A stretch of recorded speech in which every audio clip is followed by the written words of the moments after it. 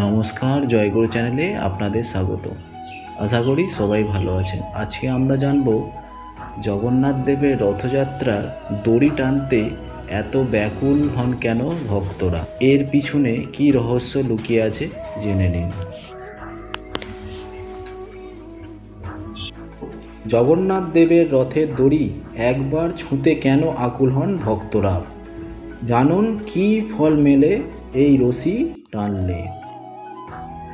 হিন্দু ধর্মে বিশ্বাস অনুসারে জগন্নাথ দেবের রথ হল স্বয়ং দেবতার মূর্ত প্রতীক।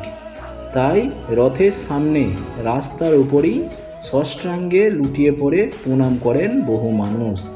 বছরের এই একবারই ভক্তদের দর্শন দেওয়ার জন্য ঈশ্বর স্বয়ং মন্দিরের বাইরে বেরিয়ে আসেন।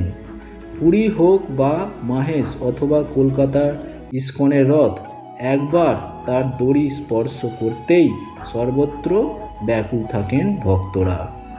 ভক্তদের মনে বিশ্বাস যে রথের রশি একবার স্পর্শ করলে সমস্ত পাপ মুছে যায় এবং জন্ম মৃত্যুর শৃঙ্খল থেকে মুক্তি পাওয়া যায়।